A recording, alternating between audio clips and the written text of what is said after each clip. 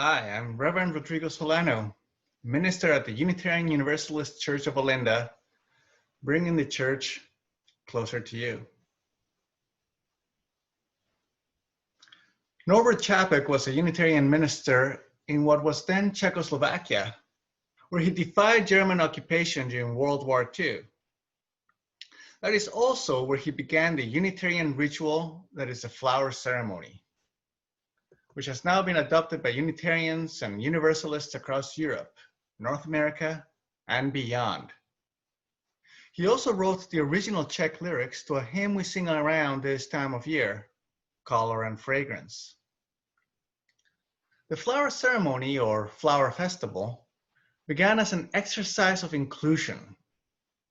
Anyone who shows up for it can take part in it, regardless of whether or not they are card-carrying members of the faith, and regardless of whether you have brought or shared flowers. Everyone gets to leave with a token of the beauty that flowers offer.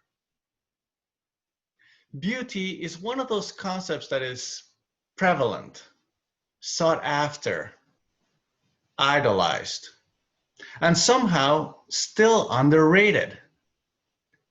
It is underrated not because it's not desirable, but because we don't often consider just how powerful it really can be.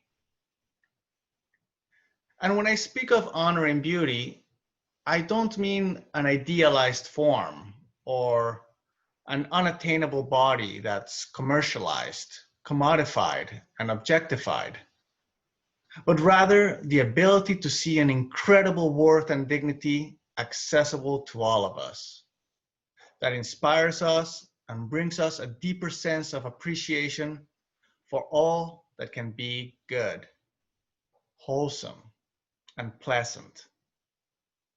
And yes, tastes can differ. I often say that my favorite flower is the dandelion, and I suspect some of you might differ from that preference. In fact, my own taste can change depending on the season. In the wintertime, my favorite flower is the poinsettia. But differences in taste aside, we can see a deeper value in the presence of flowers as cradles of life, as connections among plants and animals, with insects that pollinate them and fruit that feeds us. Flowers offer color and fragrance. They herald new life. They allow us to express many dimensions of love. Along with beauty, another underrated power is the impact that art can make. Art expresses connection and points out where there is disconnection. It glorifies beauty in all its forms and exposes where it is lacking.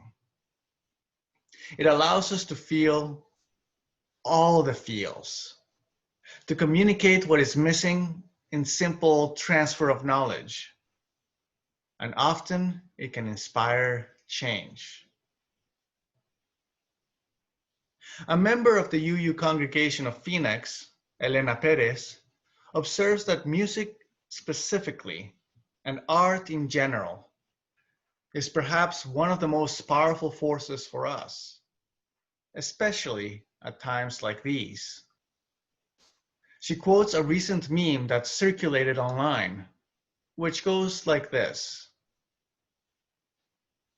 As you binge watch your 13th entire series, or read a book, or sleep to music, remember.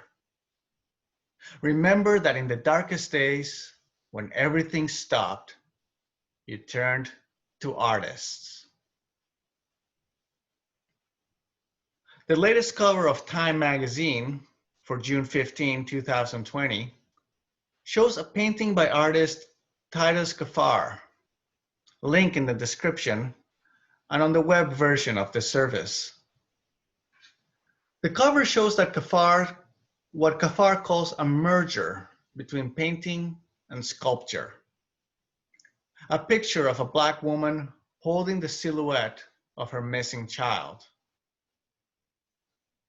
The silhouette is physically cut out of the canvas and illustrates poignantly the loss that many Black parents feel when their child is murdered as a result of systematic racism.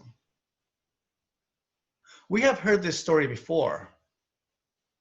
In this painting, we see it and we feel it at another level.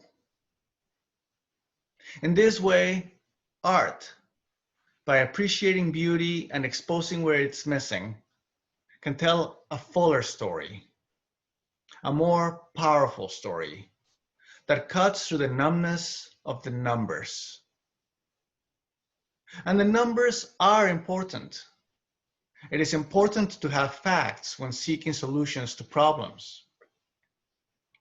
Yet, as statistics mount, be they infection case counts and death counts in the pandemic, or case counts on racist interactions and deaths, it can be easy to forget the human part of the story beyond the scope of the problem.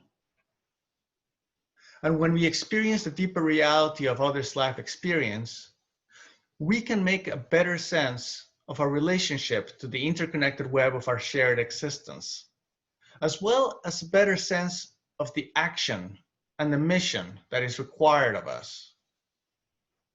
Along with that, we can feel the passion that may inspire us to maintain and create more wholesome connections. And every once in a while, we may find comfort and a reminder that beauty and our appreciation of it is essential.